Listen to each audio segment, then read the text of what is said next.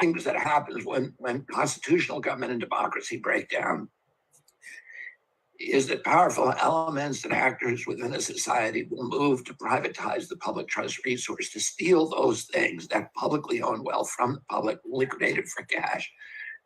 And when Roman law broke down in Europe in 375 AD, and the Dark Age, that was the mark of the beginning of the Dark Ages for 850 years of darkness, of despair, of obscurity, of tyranny. Local kings and feudal lords all across Europe began reasserting control over the public trust resources. For example, in England, King John decreed that the waterways of England, like the Thames and other rivers, were now privately owned. So he sold licenses to private lords, feudal rulers, to erect tolls on the river and to collect tolls. So what was once free, which was people passing up and down the waterway, now they had to pay for it. He also gave the fisheries he licensed out the fisheries and privatized them. And it used to be the fisheries were a social safety net. If you lost your crop and you couldn't feed your family, you could always go to the Thames and pull out a fish and bring home a meal. Now you couldn't do that. You had to pay for that privilege. He also privatized the game animals like the deer and the hare and the pheasant. And that's what got him in trouble with Robin Hood. It used to be, again, that was a social safety net. If you were hungry, you could go shoot a deer with a bow and arrow or catch a rabbit. But now those animals belong to the lords upon whom who own the property upon which they wandered. And it became a crime to kill them, and that's why Robin Hood, got in this fight with King John and his proxy, the Sheriff of Nottingham.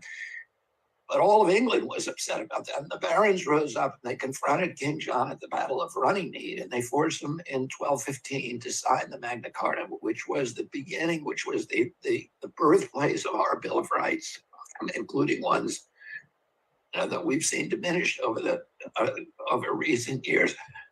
But virtually all of our Bill of Rights came originally from the Magna Carta. Magna Carta, the full name of the Magna Carta was the Magna Carta, the Great Charter, which was the charter between the ruler and the ruled, and the Charter of the Forest, because it guaranteed the rights of the public to the commons, to the Commonwealth, to the air, the water, the wildlife, the fisheries, the public lands. And those rights stood for the next several hundred years, and they were very, very powerful. What they said is, for example, in the 17th century in England, there were laws that made it a crime to burn coal in a stove in London because you were poisoning other people's air, and it was a capital crime, and people were executed for the offense. And I oftentimes, as an attorney, suing people, big polluters, oftentimes the polluters would say, oh, we didn't know this was wrong because these are all new laws that were cooked up by hippies after Earth Day, and, that make it so that you can't pollute anymore. We used to be able to pollute. But, that's not true. These laws are ancient laws. It's always been wrong, and it's always been recognized as morally wrong and as an act of theft. Pollution has always been an act of theft, and it's always been illegal. Now, in the United States, until 1847, it was a law in every jurisdiction, including in Ohio, that if you built a factory and smoke from your factory got into your neighbor's land as little as 1 day a year, you had an absolute right to shut down. The neighbor had a right to shut down that factory. In fact, there was no other remedy because they didn't have damages remedies back then. During the Industrial Revolution, and so the law of the commons was strictly enforced. But during the Industrial Revolution, the courts stepped in, and legislatures, both corrupt and out of good intentions, who wanted to make the way for the industrial development of our country and the wealth that it would provide to our people, began dismantling a lot of those laws or weakening them, and it suddenly became the pendulum swung the other way, and and pollution became for a while legal. And I lived in 1969 and saw the end of that cycle. And that year, we saw terrible pollution all over our country. That year, Lake Erie was declared dead. There was no fish life left in it at all. There was zero dissolved oxygen. The Cuyahoga River burned, and many of you may remember this, for days with flames that were 8 stories tall and nobody could put out. In California, the oil spill that year in 1969 closed all of the beaches and the economies of Southern California. The Adams peregrine falcon, the most spectacular predatory bird that we had in North America, went extinct. And this accumulation of insults, and the following year in 1970, drove 20 million Americans out of the street, 10% of our population, the largest public demonstration in American history, Americans demanding that our political leaders return to the American people the ancient environmental rights that had been stolen from our citizens over the previous 80 years. And the political system responded to this huge outpouring of public democracy. And Republicans and Democrats got together and began repairing or putting back into place all of those ancient laws. And they did it through a series of statutes. They passed 28 statutes over the next 11 years, including, by the way, there's Republicans and Democrats. Nixon created EPA. He signed the Clean Air Act into law. He signed the Clean Water Act into law. And then we passed the Endangered Species Act, the Safe Drinking Water Act, CERCLA, all of these different, the mining acts, all of these different statutes that basically patched together the public trust doctrine and made it illegal again to pollute. And recognize that pollution is an act of theft. It's somebody stealing something from you, whether it's your private property or whether it's the public trust doctrine and public trust property. And the people who are writing these laws recognize that, and you'll often hear people say, the big polluters and their indentured servants in our political process. And a lot of the kind of television gas bags who are taking money from the big polluters, and they'll tell you that we have to choose between economic prosperity on the one hand and environmental protection on the other, and that's a false choice. In 100% of the situations, good environmental policy is identical to good economic policy if we want to measure our economy, and this is how we ought to be measuring it, based upon how it produces jobs and the dignity of jobs over the generation, over the long term, how it preserves the value of the assets of our community, how it creates jobs, and over the longer periods, but what the polluters say, if we want to act otherwise, we want to do what the polluters want us to do, which is to treat the planet like East Palestine and Columbiana County as if they were business in liquidation, convert our natural resources to cash as quickly as possible, have a few years of pollution-based prosperity.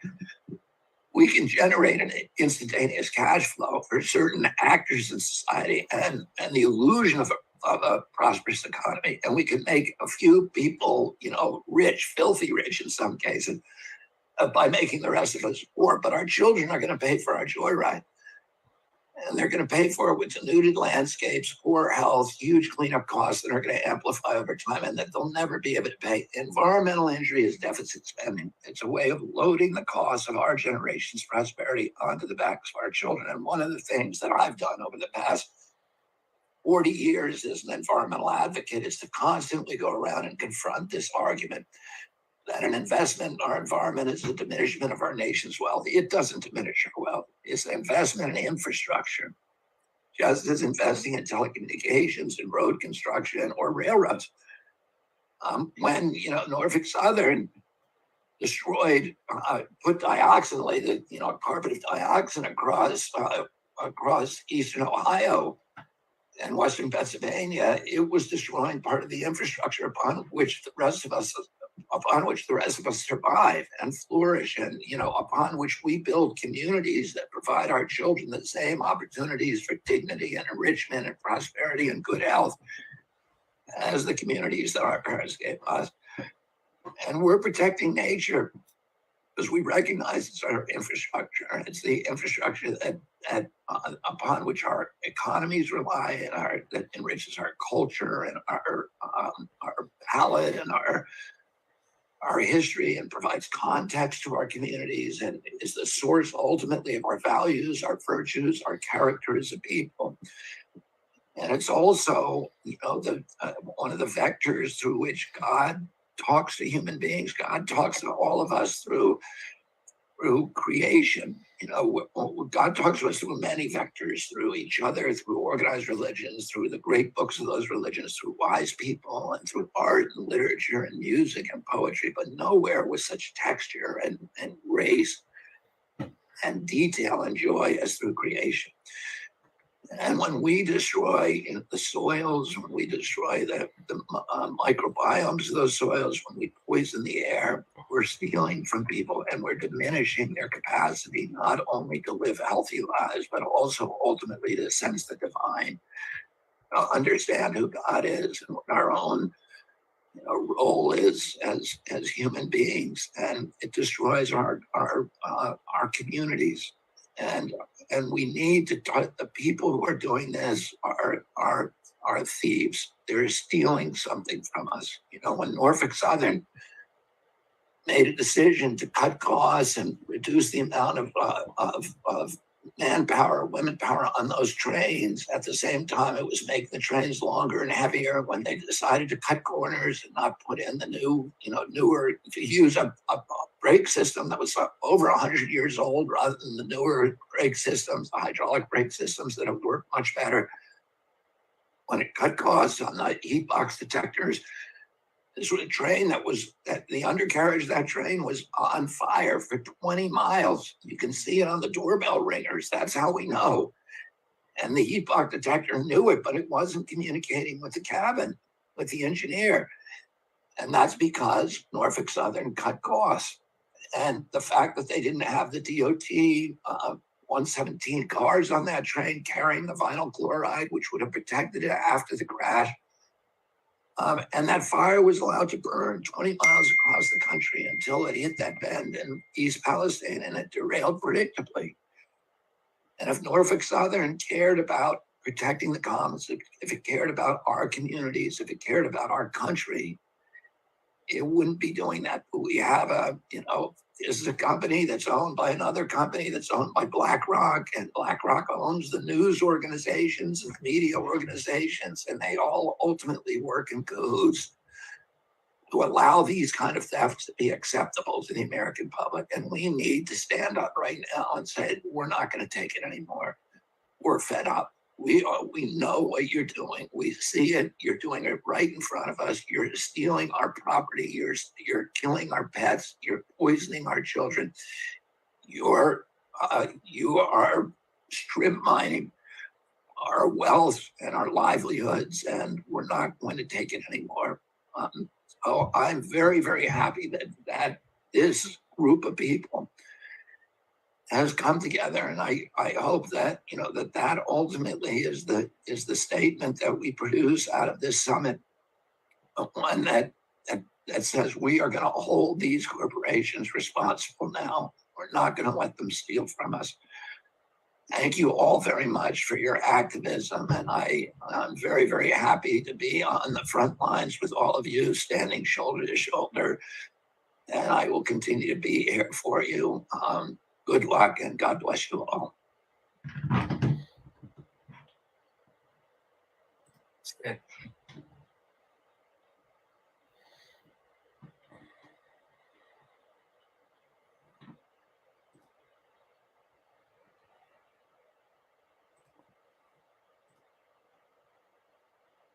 Okay.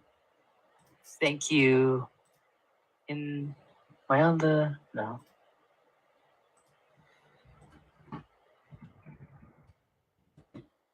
All right. So sorry, I was just trying to figure out if they could hear me. Okay. So thank you to Robert F. Kennedy Jr. for submitting that video. We had some sound issues, so apologies for those of you who tuned in earlier and couldn't hear. Thank you to everyone who has shown up for this. Thank you to Robert F. Kennedy and his team for helping make that video submission. That I think really fantastic opening to Common Sense Summit. The point of this summit is to come together with as many organizations and people and groups as possibly can with the fundamental comprehension of two things. The first is that there's a problem, and the second is that we can work to a solution for clean air, clean water, and clean soil. There are systemic practices that are occurring in our society that are poisoning us, poisoning our air, poisoning our water, poisoning our soil. And these are things that we can fix and that we have to fix in order to have a basically functioning society. Because we can all agree, whatever your political delineations, wherever you're from, wherever your family's from, whatever your philosophical ideology or religious values, we can all agree that having clean water to drink and bathe in and wash in and swim in and clean air to breathe and soil that is unpolluted and that we can grow food from, these are all basic necessities. These are non-negotiable. And so the goal behind this summit is to serve as a starting point behind an overall conversation and organizing around how to, one, acknowledge the problem, see what the whole full scope and scale of the problem with a clear-eyed view and vision, and so that we can work together to repair it and to create the systems necessary to have the basic necessities of life. So thank you, Professor, to Robert F. Kennedy Jr. Mr. Kennedy, thank you so much for sending that video and for providing that important context and for kicking off the Common Sense Summit. Next, we have we have a lot of very special guests. I'm going to say a lot of special, I'm going to be saying special guests a lot, but we have Mark Burrows, who is a representative from an organization called Railroad Workers United, who they have been organizing and they have been putting out all the literature necessary to tell people not only that this problem is going to happen and continuing happening, but also provide excellent solutions for the specific issue of what caused the train derailment and led up and all of the systemic issues leading up to the derailment in East Palestine and the more than 1,000 train derailments that are happening across the United States and how to fix that. Mark Burrows, if you want to go ahead and put your mic on, and the floor is yours. Also your camera.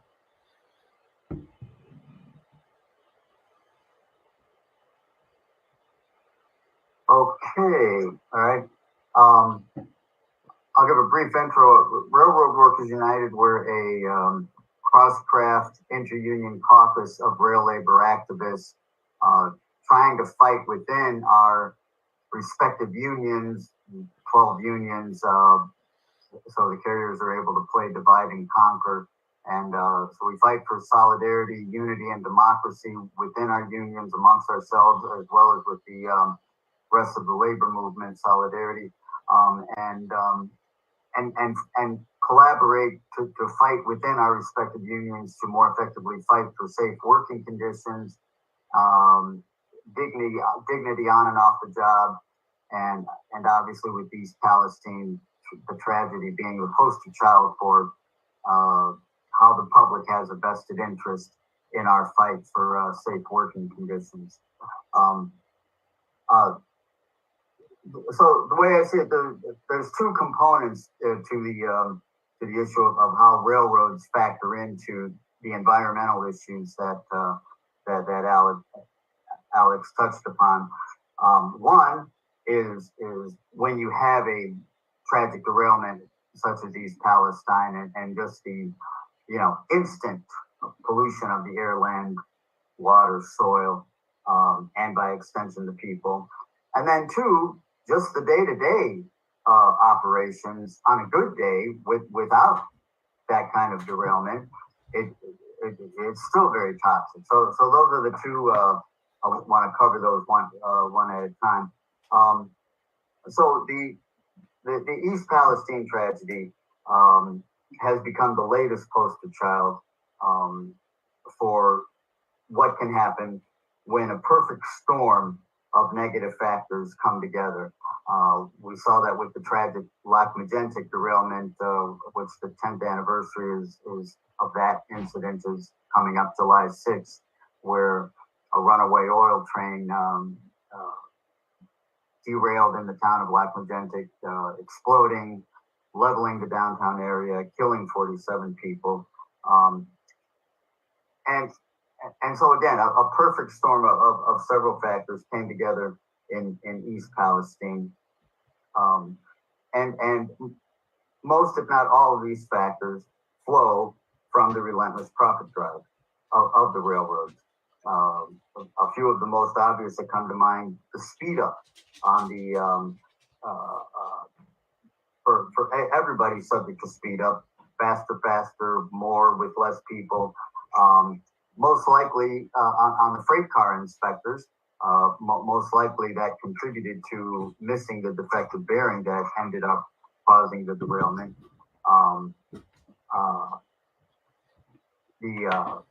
The decision to ignore the warnings of two hotbox detectors before it hit the third one, that was warning that there was an issue, but somebody made a conscious decision for the train to keep going, and in fact, the train ran 20 miles with the flaming, with the wheel on fire, after it had already passed a second hotbox detector. Again, it cuts into profits to stop and inspect and possibly fix the issue or set the bad car out. And then another component is the long and heavy trains. This train was 1.8 miles long, 18,000 tons. If it had electro-pneumatic brakes, which the industry has fought for 20 years, the pileup would not have been nearly as severe, and that the scope of the derailment could have been minimized if you'd had electro-pneumatic brakes. So those are just the immediate factors that come to mind for that particular derailment. Other factors of their unsafe operating mode of operating, the relentless scheduling, and this came up in the contract fight last year, where operating crews are working 20 on call 24. Most are working on call 24 hours a day on call, 7 days a week, going to work on 2 hours notice, no regularly scheduled days off, barbaric attendance policies. This is what a lot of the contract fight was about. So crew fatigue, a major issue. Like I mentioned, speed up. The speed up on inspection of the rolling stock, speed up on the deferred maintenance on the infrastructure, such as track maintenance. So these are all part of their unsafe working conditions, which can lead to these tragic incidents. But in addition to that, just the day-to-day operations, it's well documented. So even without a massive derailment, it's well documented the pollution or the intense concentration of toxic substances from in close proximities of rail yards. A diesel exhaust is just outright nasty and toxic and carcinogenic. And so in addition to the need for safe railroads, they can and need to be green. The technology exists. It's just, it's not profitable to research and develop and implement it, but technology exists to electrify it and make it less dependent on diesel fuel. And in the interest of society, the railroad industry actually needs to be utilized to its potential. It is the greenest, most environmentally friendly mode of transporting freight when operated safely. And and and and and it can be. It can be. But none of that will happen with the profit, with the main criteria for railroad operations being the profit drive. And this is why we have called for taking the profit motive out of the industry and calling for public ownership of the railroads, nationalizing the railroad industry. And I'm going to, for those unaware, I'm just going to try to read our resolution, which just kind of sums it all up. Whereas rail infrastructure the world over is held publicly, as are the roads, bridges, canals, harbors, airports, and other transportation infrastructure.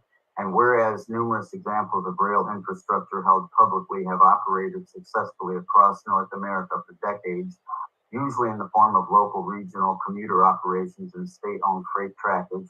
And whereas due to their inability to effectively move the nation's freight and passengers during World War I, the U.S. government effectively nationalized the private rail infrastructure in the U.S. for 26 months. And whereas at that time it was agreed by shippers, passengers, and rail workers that the railroads were operated far more effectively and efficiently during that time span, and whereas every rail union at that time supported continued public ownership, the Plum Plan, once the war had ended, whereas specifically when the rank and file workers were polled by their unions in December 1918, the combined totals were 306,000 in favor of continued nationalization, with just 1,400 in favor of a return to private ownership. Whereas the entire labor movement at that time was in favor of basic industry being removed from private hands, with the delegates to the 1920 AFL convention voting 29,000 to 8,000 in favor, overruling the officialdom of the AFL and its conservative position. Whereas in the face of today's crumbling infrastructure, crowded and clogged highways and city streets, poor air quality, lack of transportation alternatives, and deepening climate crisis, expanded rail transportation for both freight and passengers presents a solution to these social ills and problems. Whereas the rail industry today is contracting rather than expanding at a time when we need more trains, trackage, rail workers, and carloads, not fewer. Whereas the private rail industry is moving 5 to 10% less freight than it did 16 years ago, and in recent years has shuttered diesel shops and classification yards and has drastically reduced the number of employees. Whereas the private rail industry is generally hostile to proposals to run any additional passenger trains on their tracks, despite having legal common carrier obligations to do so, making it difficult, if not impossible, to expand the nation's rail passenger network. Whereas the rail industry has come to focus solely on the operating ratio as a measure of their success, and in doing so have engaged in massive stock buybacks and other measures that deliver shorter gains for stockholders, but at the expense of the long-term health and vitality of the industry. Whereas the Class 1 carriers' failures to move freight effectively have contributed greatly to the ongoing supply chain crisis, resulting in some of the highest inflation rates in many years. Whereas these Fortune 500 corporations have raked in record profits in both good years and bad, right through the Great Recession, the pandemic, and otherwise, right up to the most quarterly financial announcements. Whereas during these years of record profits, these same Class 1 carriers have failed to solicit nor accept new but less profitable freight traffic, forwarded less freight than 16 years ago, stonewalled practically every attempt by Amtrak and other agencies to add passenger service, failed to run Amtrak passenger trains on time despite regulation and law to do so, downsized the infrastructure, physical plant, and capacity, eliminated nearly a third of the workforce, outraged shippers and their associations by jacking up prices, providing poor service, and assessing new demurrage charges, thumbed their nose at state and federal governments, blocked road crossings, and increased derailments by the implementation of extremely long trains, threatened and attempted at every turn to run trains with a single crew member, opposed proposed safety measures from positive train control to switch point indicators to end of train device to electronically controlled pneumatic brakes, taken a hostile stance towards the myriad unions, refused to bargain in good faith, consistently demanding concessions, all the while expecting these essential workers to labor through the pandemic without a wage increase. Therefore, it be it resolved that RWE supports the public ownership of the rail infrastructure of the U.S., Canada, and Mexico to be operated henceforth in the public interest, placed at the interest of the people of all three nations, and be it further resolved that RWU urge all rail workers to voice their support for this proposal. Be it further resolved that RWU urges the rail union leadership of North America to take a similar stand, thereby providing the leadership necessary to see such a proposal through to fruition. And be it finally resolved that RWU urges all labor unions, environmental and community groups, social justice organizations, rail advocacy groups, and others to push for a modern, publicly owned rail system, one that serves the nation's passengers, shippers, communities, and citizens. And that, in a nutshell, sums up the case for nationalization of the railroad industry. I'll leave it there for now.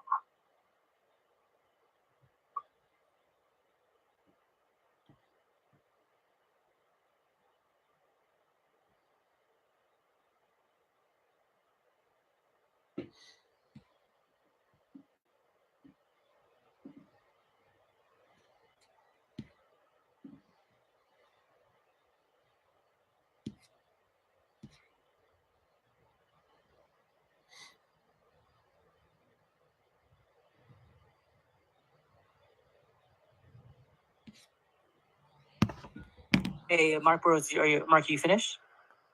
Yeah, I am. I don't know how much time we were allotted. Fritz Edler. Yeah, I apologize. My internet just suddenly stopped working. That was really bizarre. Okay, next up we have, thank you, Mark. Thank you, Railroad Workers United. Next we have Mike Shade, Toxic Free Future. Go ahead, take it away. Great, thanks so much. And I don't seem to be able to share my screen. Can you help with that, Alex or Justin, please? Yeah, Justin, can you allow Mike screen sharing? And while we're trying to deal with that technical glitch, I will get started. So thanks so much. My name is Mike Shade. I direct the Mind the Store program for Toxic Free Future. We are a national environmental health organization that works to protect the public from exposure to dangerous chemicals like vinyl chloride. We have been around for 40 years. And for today's presentation, I'm going to talk a little bit about kind of taking a look at other communities around the U.S. that are exposed day in and day out to the very same chemicals that derailed in Ohio a couple of months ago, vinyl chloride, PVC plastic, and others. I'm still not able to share my screen, it looks like. But anyways, well, I'll just keep going without my slides, and then if we're able to share my screen, Alex, if you can chime in and let me know I can share my slides, I'll bring them up. It says you should have rights. You should be able to. Nope, still says host disabled participant screen sharing. I have the ability, so I don't know. I'm not host, so I don't know. Maybe you can go ahead and if you have... go ahead and try it now, Mike. Okay, there you go. Great. All right. Well, apologies for that technical glitch. I will let me just pull up my slides. Give me a second here. So, as I was mentioning, I'm going to talk about other communities around the U.S. that are exposed day in and day out to the very same chemicals and materials that derailed in Ohio a couple of months ago. We put out this report last month, PVC Poison Plastic, an investigation following the Ohio train derailment of widespread vinyl chloride pollution caused by PVC production. So for this presentation, I'm going to highlight some of the key findings from that analysis that we put out. So I talked a little bit about our organization. I should mention that we have been working for 40 years to protect American families and communities from exposure to chemicals like vinyl chloride. We conduct original research into chemicals of concern like vinyl chloride, dioxins, and many others. We also advocate for policies at the state and the federal level to safeguard U.S. residents and communities from exposure to dangerous chemicals like vinyl chloride, PFAS, flame retardants, and many others. We also advocate for policy reform at the federal level. Our organization, for example, ran a 10-year campaign to reform our nation's broken chemical safety system, which led to, back in 2016, President Obama signing legislation giving US EPA the authority to finally regulate chemicals like vinyl chloride and others. And then we also work to advocate for policies in corporate America, challenging major retailers, companies like Home Depot, Walmart, Amazon, and others to leverage their market power and influence to reduce and eliminate dangerous chemicals, and really to catalyze market towards the development of safer alternatives to chemicals of high concern. So that's a little bit of background in our organization, Toxic Free Future. So as I mentioned, I'm going to talk about this new report that we put out last month that really aimed to look at what other communities around the US are impacted by vinyl chloride. Sadly, the East Palestine train derailment was not an isolated incident.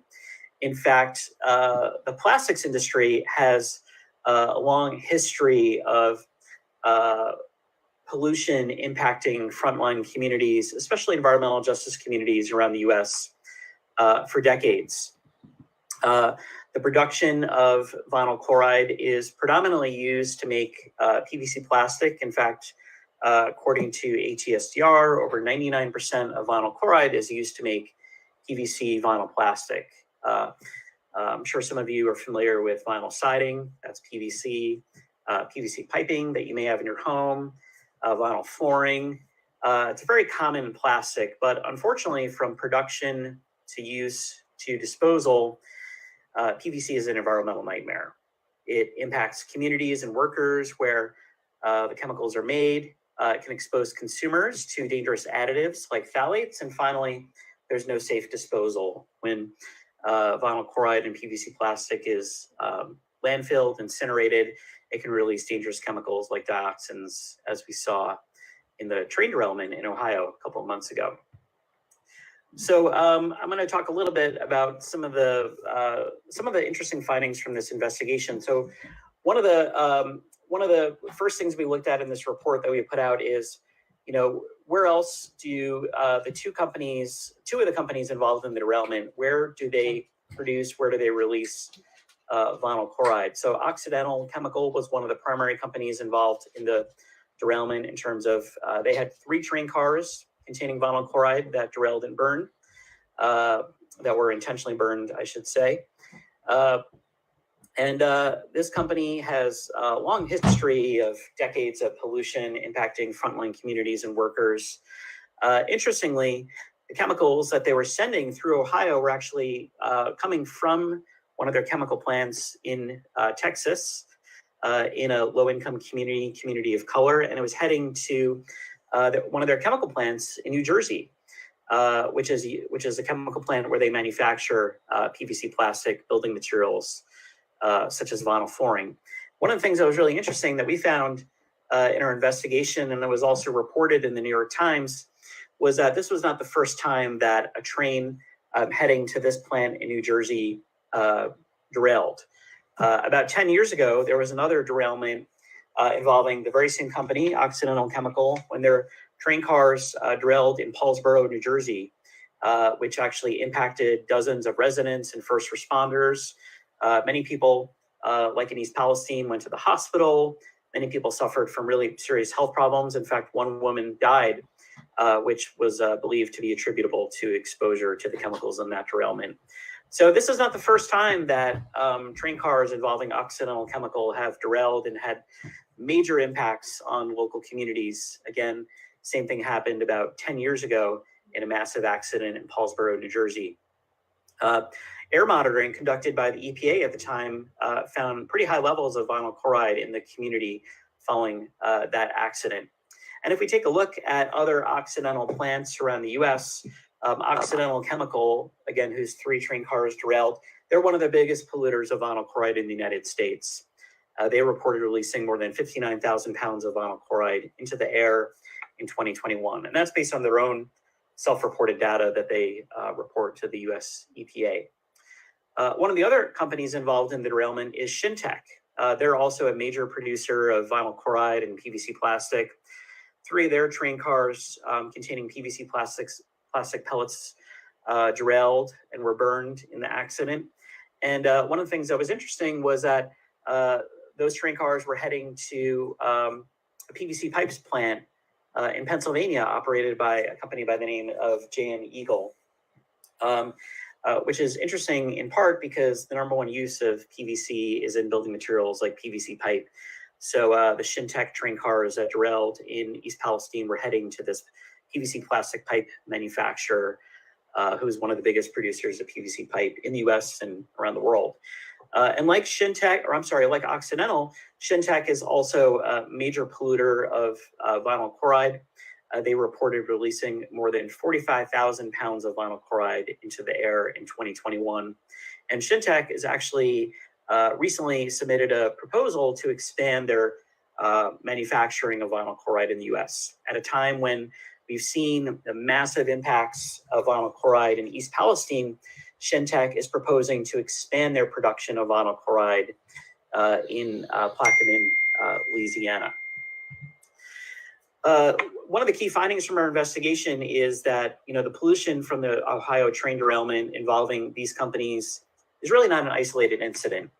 There are there are 19 vinyl chloride and PVC factories that operate in the United States, and together they produce between 10 and 20 billion pounds of vinyl chloride in the United States on an annual basis. And that's according to data that these companies self-report to the US EPA through a federal database. So between 10 and 20 billion pounds of vinyl chloride are produced in the US in a year. Plants also reported releasing more than 400,000 pounds of vinyl chloride into the air, according to the most recent data that's available to the US EPA. So while the train derailment in Ohio was terrible and a massive environmental tragedy, one of the worst environmental tragedies in recent decades, our report reveals that other communities day in and day out are being exposed to the very same chemicals. These vinyl chloride production plants, like the one you see here, this is a Formosa plant in Texas. Formosa is one of the biggest polluters of vinyl chloride.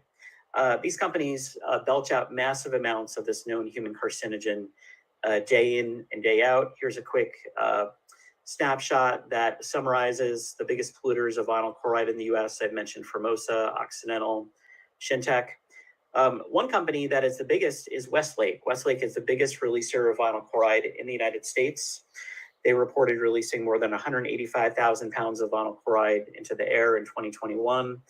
They have factories in places like Kentucky and Louisiana. One of the things that we did with our report was really to highlight where are these factories located that manufacture vinyl chloride, and also where do they send their waste? Where do they send their waste for disposal? So our report that I mentioned includes this interactive map that you can go to.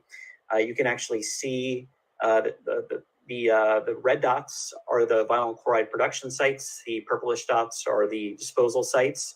And you can literally click on any one of these facilities and then zoom in as you see on the right. And you can see how in close proximity, many of these plants often are to residential communities, to water bodies, to schools.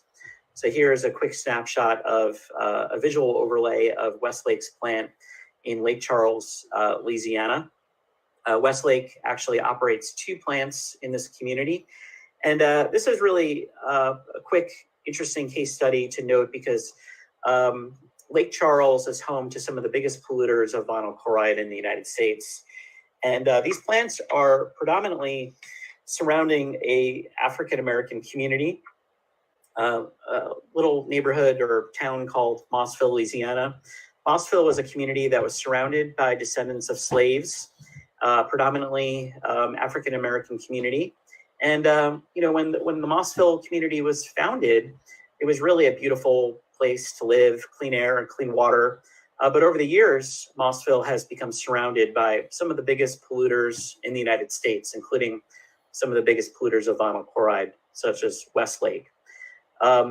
These companies have had massive impacts on the health and well-being of Mossville residents. In fact, most of Mossville today has been relocated. Residents have been forced to relocate from this community because of contamination, because of groundwater pollution from the vinyl plastics industry. Testing by the federal government, the Agency for Toxic Substances and Disease Registry, documented elevated levels of dioxins, some of the same chemicals we were concerned about in East Palestine. ATSCR found high levels of dioxins in the bodies of residents of Mossville, the very same dioxins that companies like Westlake self-reported releasing to the EPA. So I share this to highlight that, again, while East Palestine was a terrible, terrible, tragic situation, it's really a poster child of the dangers of manufacturing, using, transporting, and disposing of vinyl chloride in communities like Mossville, Louisiana, are also being impacted day in and day out by the very same chemicals from the production, use, and disposal of vinyl chloride. So if you're interested in understanding, well, where are these other factories that make vinyl chloride, you can go to the link that you see here on the URL. If you don't have time to type it, go to our website, toxicfreefuture.org, click on research, and you'll find a link to this report. And you can see who are the biggest manufacturers of vinyl chloride, but also where do they send their waste. One of the things that was really interesting also about the Ohio derailment was that there was a conversation about, oh, you know, we don't want waste from the derailment being sent to our state in, Texas or Michigan or Indiana. One of the things that we also found in our investigation is that the vinyl plastics industry sends more than 20 million pounds of chlorinated waste to facilities for disposal on an annual basis. And one of the other findings in a report that I think are really important to note is that this is a major issue of environmental justice and racism. Unfortunately, most vinyl chloride production facilities, PVC plants, and disposal sites are located in low-income communities and communities of color, making this a major issue of environmental justice. We looked at the demographics for people that live within a 3-mile radius of vinyl chloride PVC production disposal sites. We found that more than 370,000 people live within a 3-mile radius of these facilities. You see there, for example, children playing near a vinyl chloride plant in Mossville, Louisiana. Across the board, the majority of folks that live near these facilities are folks of color. On average, 63% are people of color, compared to the national average of 41%. We also found that folks that live in these communities near these plants are also lower income, earning 37% below the national average. So the plastics industry is not only impacting and poisoning communities, but having a disproportionate impact on low-income communities and communities of color, and making this a massive issue of environmental justice and racism. The report has gotten some decent attention in recent weeks. It's been featured in stories, both on the front page of the New York Times and USA Today, which I encourage you to check out. The New York Times story is particularly interesting because it looks at the community where Occidental was manufacturing vinyl chloride before it traveled through Ohio in the derailment. Now, we didn't look at this in this report, but it's worth noting that the issue of vinyl chloride and PVC is also notable because it not only has impacts on frontline communities and workers, but this is an issue that affects all of us, whether or not we live in a community like East Palestine. Because when we interact with vinyl products in our homes, we can be exposed to a witch's brew of toxic additives that are commonly found in PVC plastic products. For example, if you have flexible vinyl products, like a vinyl shower curtain in your home, those often contain chemicals called phthalates, which are used to soften it. Other chemicals that are often found in vinyl plastic as additives include flame retardants like chlorinated paraffins, some of which are carcinogens. There are also chemicals that prevent the material from degrading, chemicals called stabilizers. We've seen chemicals like lead and cadmium and organotins in vinyl plastic products, and also bisphenol A is often added also as an antioxidant.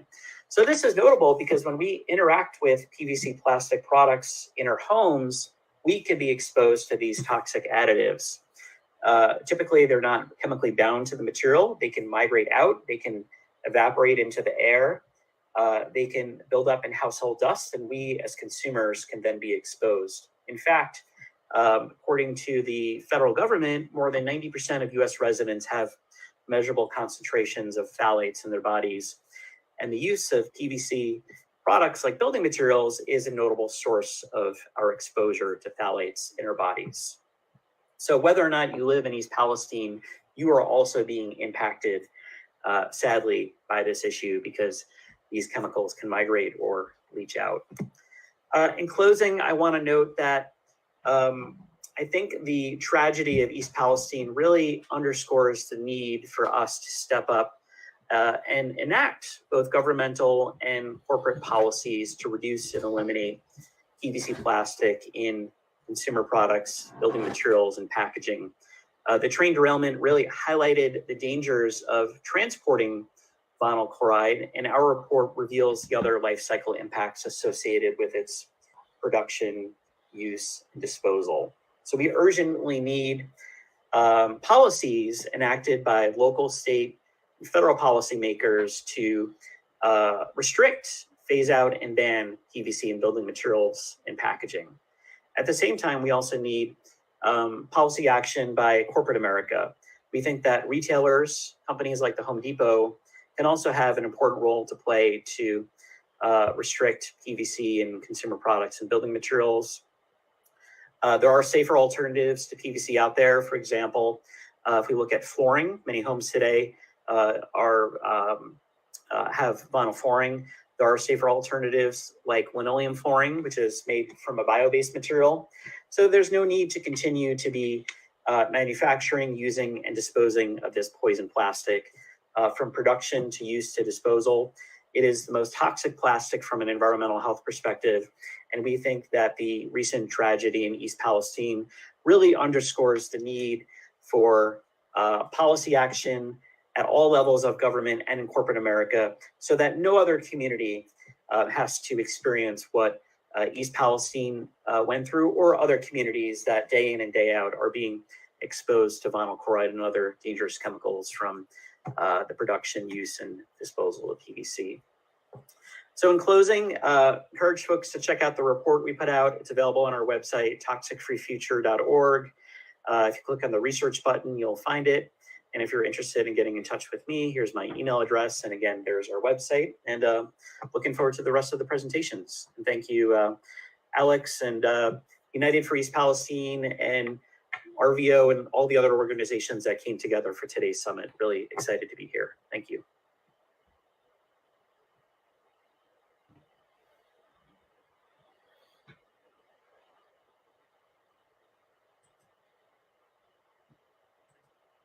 Hey, thank you so much, Mike. It was very informative. Next, we have Zhuja Guianez, resident of East Palestine. I don't think you're living there now, but Zhuja, if you would turn your mic on, turn your camera on, the floor is yours. Hi, I'm going to leave my camera off because my service isn't that great, so just let me know if I start glitching or anything. Okay. Oh, so yeah, I want to thank everyone for coming today. I think it's really important that we communicate in order to truly bring unified progress. If you don't talk about it, you're never going to fix anything. Yeah, my name is Zhuja Guianez. I'm a 31-year-old mother and displaced resident of East Palestine. My family and I have been living in a hotel purgatory for the past 3 months with no light at the end of the tunnel. Our home still reeks of pungent chemicals, but no one can give us an explanation. We still get very ill trying to go in. Everything has this awful, almost sulfur-like smell to it that very much wasn't there before the derailment.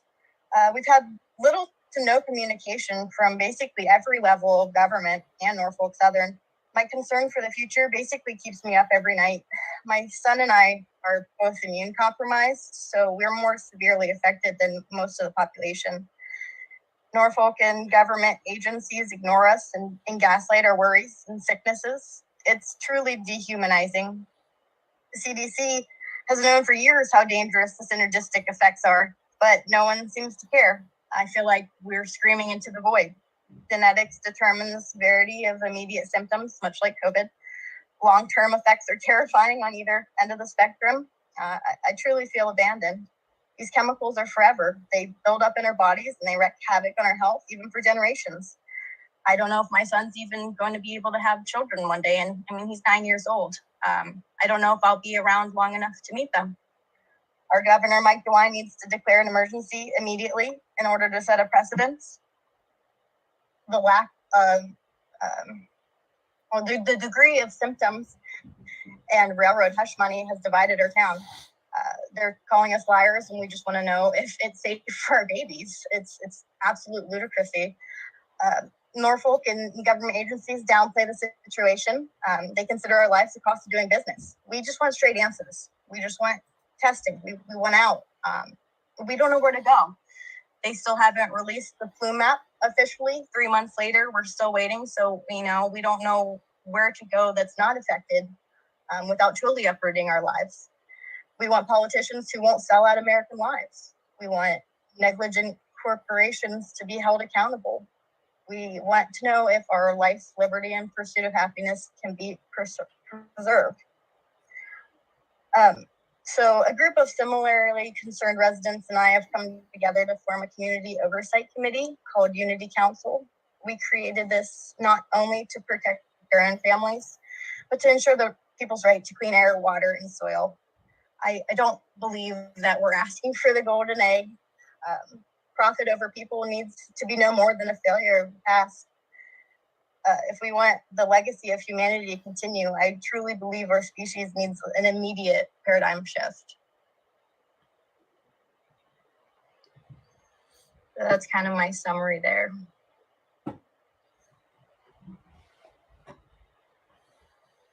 Thank you, Jusha. That was powerful. Yeah. So next we have Deborah Ehrenberg. I'm sorry, next we have Professor Andrew Welton, Purdue University.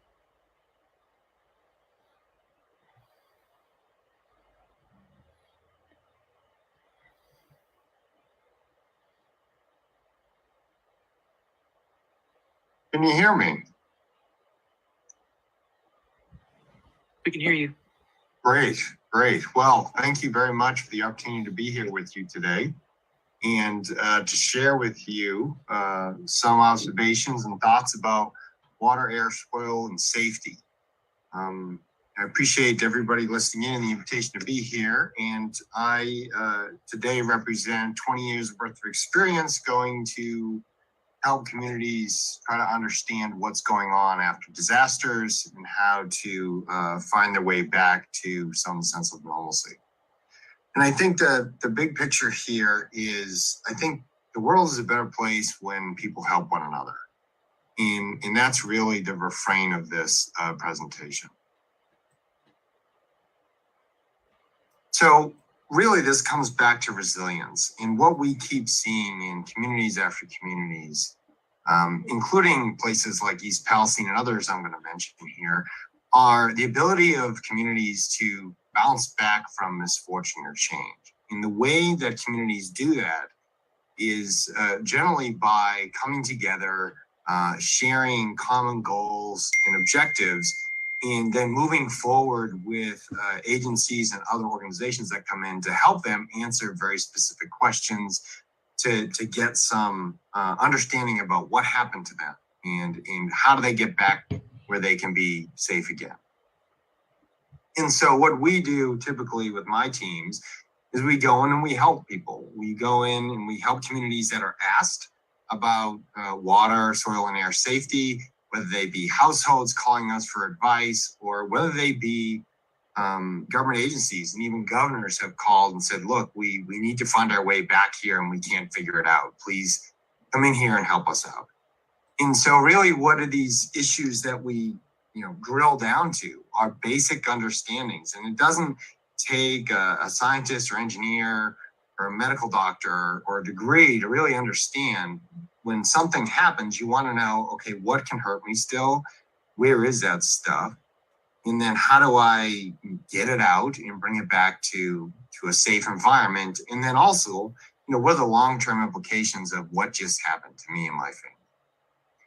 And so a perfect example of this is the 2014 chemical spill in West Virginia, which you might have heard about, where there was a tank, one of these white tanks on the Elk River in West Virginia, leaked over 10,000 gallons of this coal cleaning industrial solvent, went into this river right here, a mile downstream, and was sucked up into the intake of the water treatment facility. And that was pumped out to 330,000 people, which is about 15% of the state population in West Virginia. This had a black licorice candy odor, but nothing was really good about it because it caused acute health impacts. People got sick, people went to the hospital. And really one of the issues here is that disasters happen, man-made and natural disasters happen, but it really comes down to understanding what questions to ask, how fast to ask them, and who you need in the room to make those decisions. So over a couple days to weeks, what happened was agencies got together, these government agencies and scientists, government scientists, and all determined that, well, we got to get that contaminated water out of the water pipes in the ground. So let's ask everybody to flush it through their homes. And so what people did was they flushed hot contaminated water into homes without bathroom vent fans that were working, with windows that were closed, and people got sick. And what it comes down to here is that the system that's set up to respond to these disasters made a catastrophic mistake where the people that were advising about what to do didn't understand the health impacts of what they were telling people to do. And so this is just a refrain on the types of issues that happen during disasters, where government agencies with government scientists kind of close ranks and don't really seek out experts to advise them on what to do. We've seen that, but 3 weeks later, what happened was the governor called and asked for help. And we also engaged a number of other community leaders and such who got involved to kind of help people understand how to find their way back, how to make sure that their systems are safe and remove contamination. In Paradise, California, in that area, there was a campfire in 2018. This is the most destructive, deadliest fire in California history. It was so significant that the drinking water pipes buried in the ground became contaminated with hazardous waste scale contamination of chemicals. And this was being distributed to some homes. So it was just so destructive and so complicated that government agencies called us and said, how do we find our way out of this? Can you come in and give us some help? So we went in and we advised them about what to do and things to think about. But one of the issues that we ran into was that some government agencies and scientists were out there telling people to only look for one chemical called benzene, despite the fact that their own data showed that there was a heck of a lot more present than benzene. And even when benzene wasn't present, some other chemicals were problematic and actually could cause adverse health effects. So we had to address this head on. It's not something that we were asked to do, but the population was being told something that just wasn't true. And the government agencies at that time didn't bring in experts to help them understand how to move forward. But what we did was we collaborated with California institutions and other community colleges and brought together this team to kind of help people understand how to read these complex laboratory reports that they would get from testing labs, how to take a water sample, how to think about contamination in your home and how to get it out. And so what really comes back to is making sure that you help one another and bring to bear the expertise, even when you're not invited sometimes, because people do need help and sometimes the system's not set up to bring in that information. A very positive experience happened after the Marshall Fire in Colorado in 2021. This is the most destructive fire in Colorado's history.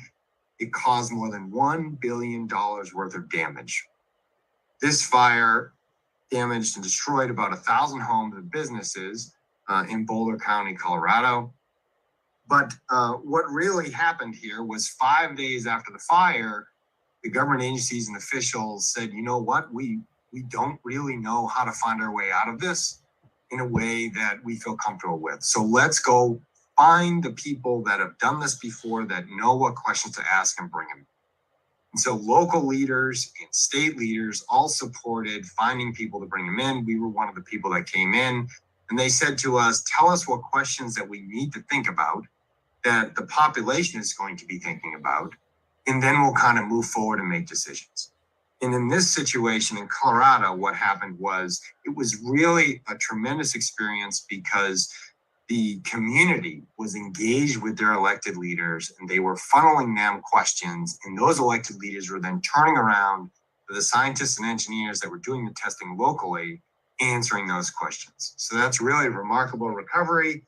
And as a professor, I got to show students what a positive recovery looks like. Now, in Ohio, this is the last kind of example here, which is pressing on everybody's minds.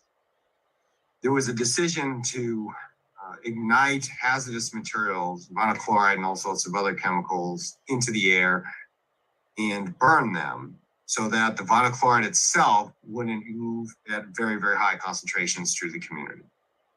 This is a disaster that was very significant for national security reasons, but also from a community resiliency reason. And so what happened was, just after a few days of air testing, the agencies let everybody come back and even encouraged them to come back into their homes where, for example, testing hadn't been conducted.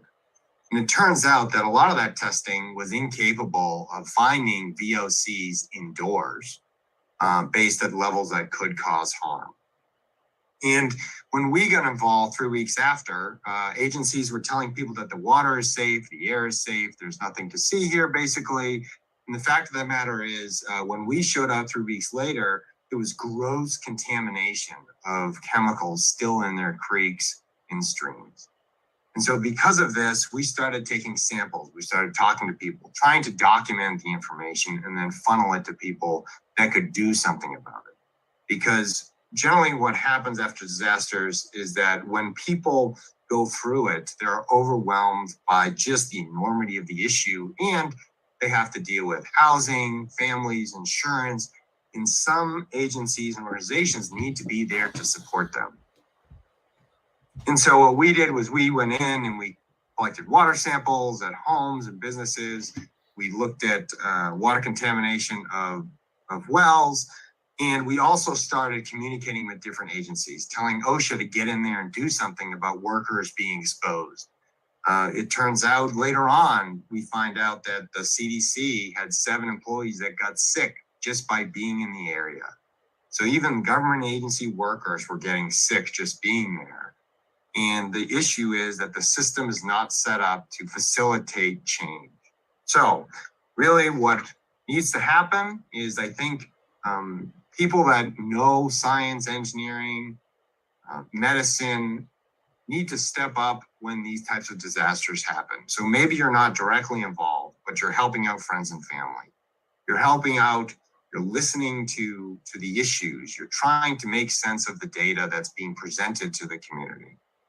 You need to put yourself in their shoes, people with families, people with brothers and sisters and siblings and children. You know, what would you do? What would you want for your family? And then, well, if it's not acceptable for you, then why would it be acceptable for somebody else? And then something that we really need to push, connecting communities with their elected leaders and demanding transparency and action. Because ultimately, there's no law that requires testing for certain things after a disaster.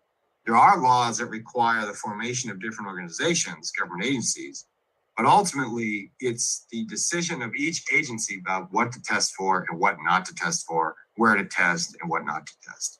So this is where transparency is needed, and I encourage you to help where you can. Thank you so much, and I'll turn it over to Alex.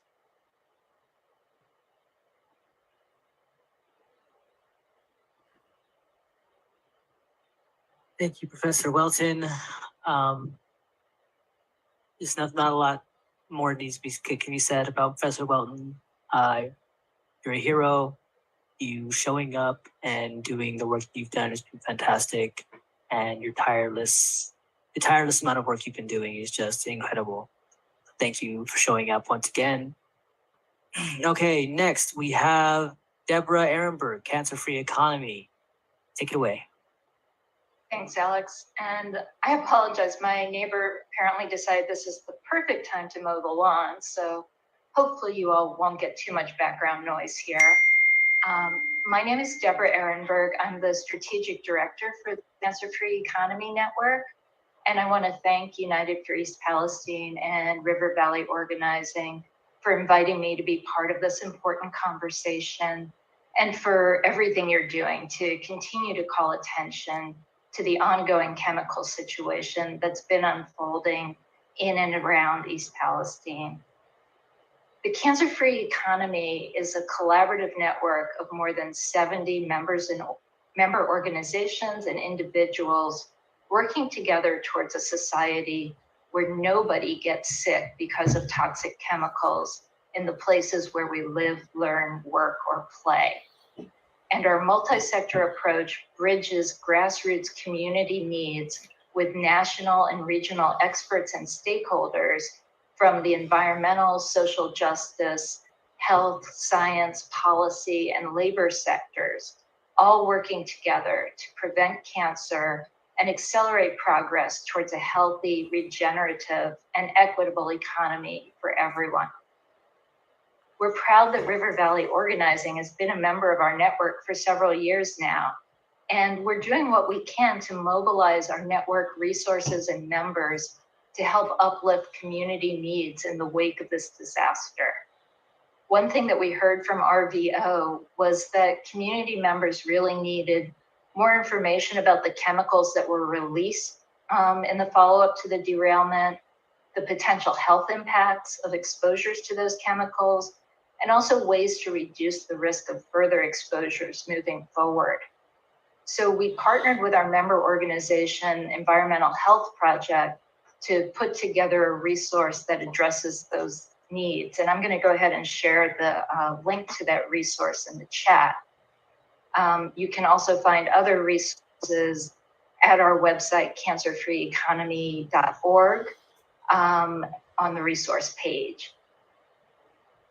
So the disaster in East Palestine exemplifies the multitude of hazards, risks, and harms that living in a toxic economy can bring to a community, as well as the difficulty of obtaining accurate, timely, and actionable information after an incident has occurred, just like we just heard. Unfortunately, toxic disasters happen with stunning regularity. In the wake of the East Palestine derailment, there have already been at least 5 similar derailments that we're aware of. And train derailments are just the tip of the iceberg when it comes to disasters attributable to our toxic economy and our unhealthy reliance on petrochemicals like vinyl chloride.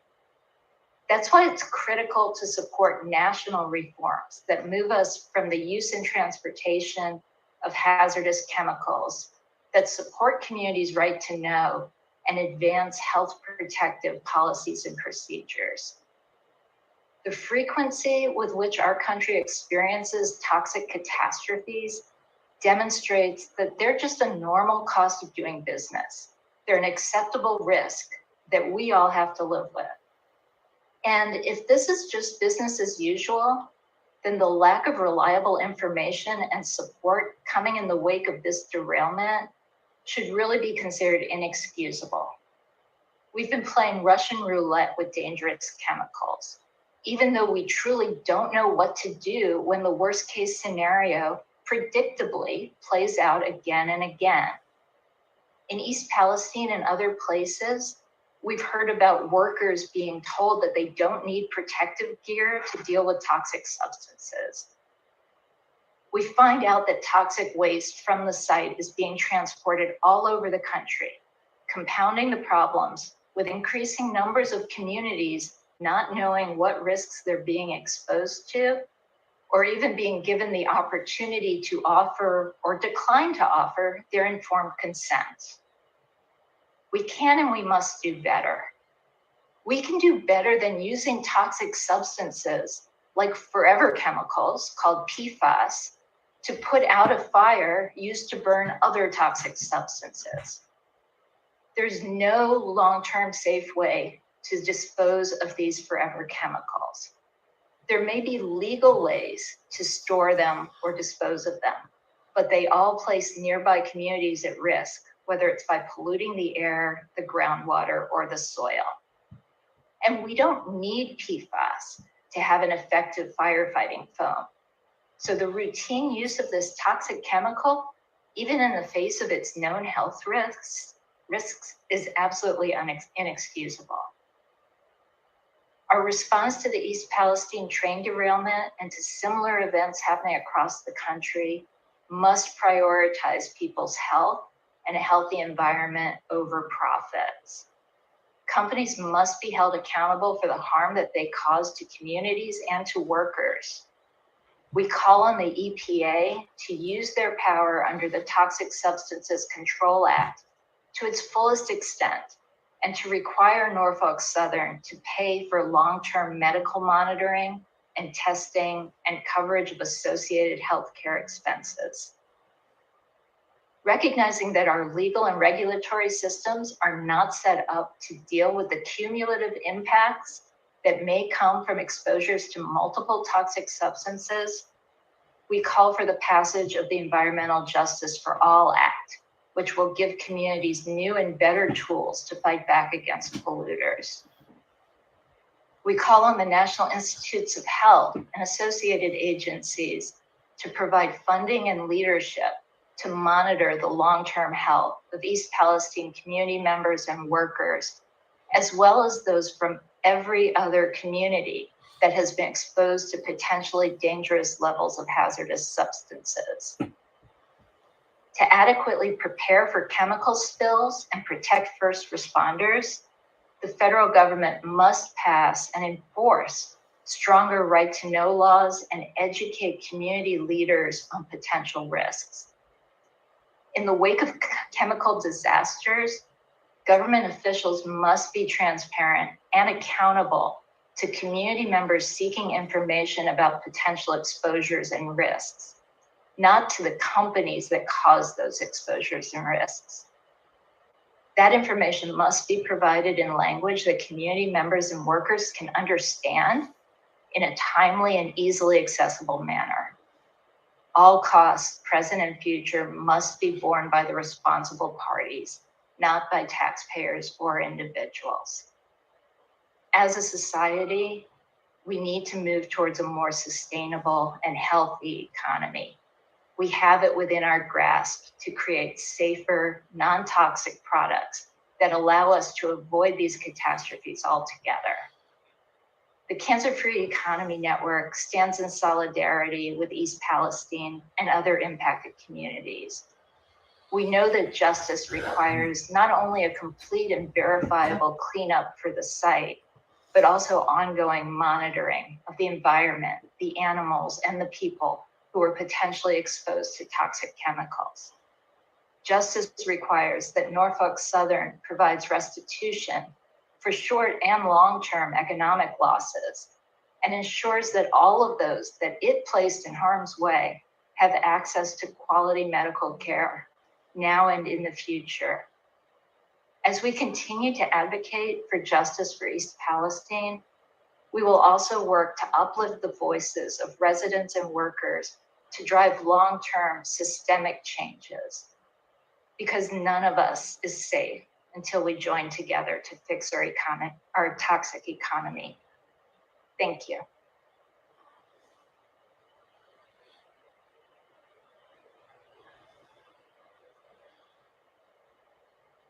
Thank you so much, Deborah. Toxic or cancer-free economy. That was a fantastic presentation. Okay, and now, Timothea, were you going to speak for River Valley Organizing? Yes. First off, I wanted to say hi. Thank you to everybody for showing up, and thank you to Alex for facilitating the meeting. And I did want to say real quick, I'm not so sure if this is going to be 10 minutes long or not, so I'm going to do my best. But hi, my name is Timothea Dieter. I am an organizer with River Valley Organizing, and I'm also a lifelong East Palestine resident. I live about 1.5 miles from the derailment, and I was home the night of the derailment. My family and I evacuated that night with our cats and waited out the catastrophe at my brother's house. We came home to our house for supplies after the controlled burn and started to immediately have headaches. As we were packing up our supplies, we listened to the conference when Governor DeWine lifted the evacuation order. And it was only a few moments later when you could hear the train whistle as it rode through town on the now open tracks. A lot has happened since then. Tracks have been moved, contaminated dirt has been lifted, and people are still getting sick. Norfolk Southern says that they're going to make it right, but I'm not alone when I say it feels like a hollow promise. If Norfolk Southern wanted to make it right, they would listen and comply with what the community has been asking for from the beginning. There are 6 things that the community has been demanding, and I'm going to go over those 6 things now. The first thing is that Governor DeWine needs to immediately issue an emergency or major disaster declaration. It needs to provide critical emergency resources to the community and to ensure the public health and safety for the present and the future. It's important to note that Pennsylvania cannot do this. It has to be done by Ohio. The second would be, we need a relocation program funded by Norfolk Southern and coordinated by the federal government to assist anyone who feels unsafe in their home and chooses to relocate. All impacted residents need the ability to hire independent scientists at Norfolk Southern's expense to complete air, water, and soil testing, as well as any other environmental testing that may be necessary. All impacted residents need to also have the ability to seek independent medical testing and monitoring and or treatment funded by Norfolk Southern. Also, Norfolk Southern needs to start treating all residents fairly and equally and supply all residents with proper filtration devices and communicate more efficiently and be inclusive of all residents. The reason we include this is because much of the assistance currently available is only available to people who are in that 1 mile zone. And it's obvious that the contamination exceeded that. There's multiple studies that are showing that it has definitely exceeded that 1 mile radius, and everybody who's affected should receive help equally. Another thing to note is that this is an aging population. People here are getting older, and a lot of them don't use the internet. A lot of these resources that are internet heavy that need the internet to work, it's just inaccessible to many of these people, and so they can't get their help that they need. The 6th and final demand is that Norfolk Southern must dispose of all toxic waste created by the derailment safely and far away from the affected communities. We can't allow for a recontamination of our already affected community. Norfolk Southern needs to dispose of this safely and far away from us. Since the February 3rd derailment, I've heard Alan Shaw say publicly that he will make the situation right. If Alan really wanted to make the situation right, I got a bullet point list that he could use. It's simple. There's 6 things that they need to get done. That's, as a multi-billion-dollar company, the fact that they have not done this yet is just negligence. It's just negligence, and it's cruel. They could, if they wanted to, implement these programs they could implement these programs aimed at doing so by listening to the community they destroyed in the first place. Anything less is, like I said, negligent. Speaking of negligence, we must briefly touch on the response from the state government. Governor DeWine must issue a disaster declaration for any affected people to receive help from the federal government. Like I said again, Pennsylvania cannot do this. It has to be done by Governor DeWine. The fact that he hasn't issued this already has obviously made everyone affected feel forgotten and neglected. Governor DeWine, this is your job. As a government official, you work for us. All we are asking you to do is to do your job. We, as the people of the community, are just asking to be taken care of and not forgotten. We're owed that. Our homes, businesses, and the health and well-being of our entire community has been severely threatened or destroyed. And I know that I, for one, refuse to sit back and watch as my home is poisoned and wrecked because of negligence, because of the fact that negligence is easier on Norfolk Southern's bottom line. Thank you for listening, and thank you.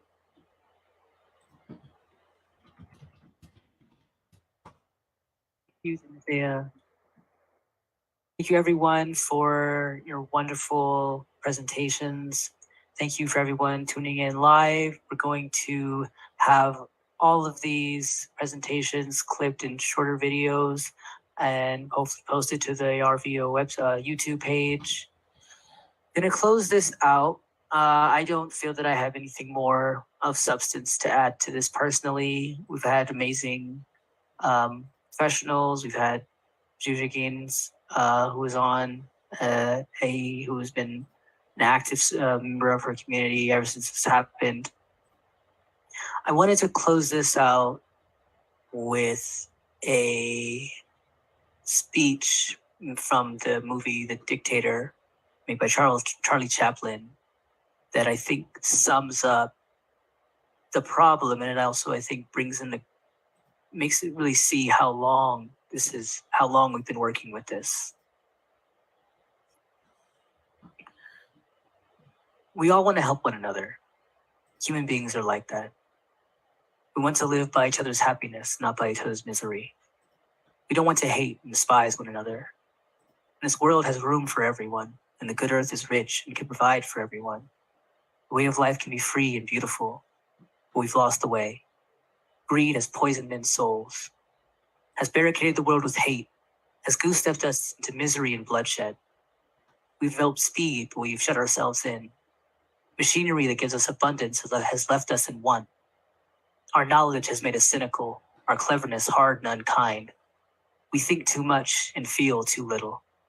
More than machinery, we need humanity. More than cleverness, we need kindness and gentleness. Without these qualities, life will be violent and all will be lost. The airplane and the radio have brought us closer together. The very nature of these inventions cries out for the goodness in men, cries out for universal brotherhood, for the unity of us all.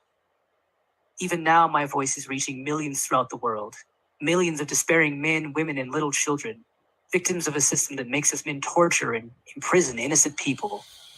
To those who can hear me, I say, do not despair. The misery that is now upon us is but the passing of greed, the bitterness of men who fear the way of human progress. The hate of men will pass, and dictators die, and the power they took from the people will return to the people. The hate of men will pass, and as long as men die, liberty will never perish. Soldiers, don't give yourselves to brutes, men who despise you, enslave you, who regiment your lives, tell you what to do, what to think, and what to feel, who drill you, diet you, treat you like cattle, use you as cannon fodder. Don't give yourselves to these unnatural men, machine men with machine minds and machine hearts. You are not machines, you are men. You have the love of humanity in your hearts. You don't hate. Only the unloved hate, the unloved and the unnatural. Soldiers, don't fight for slavery, fight for liberty.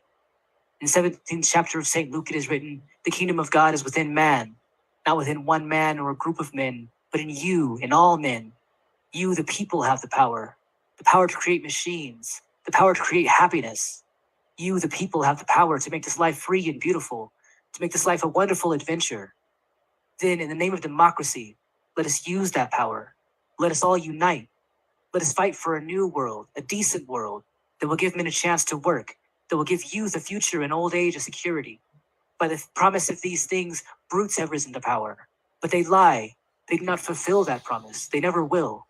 Dictators free themselves, but they enslave the people. Now let us fight to fulfill that promise. Let us fight to free the world, to do away with national barriers, to do away with greed and hate and intolerance. Let us fight for a world of reason, a world where science and progress will lead to all men's happiness.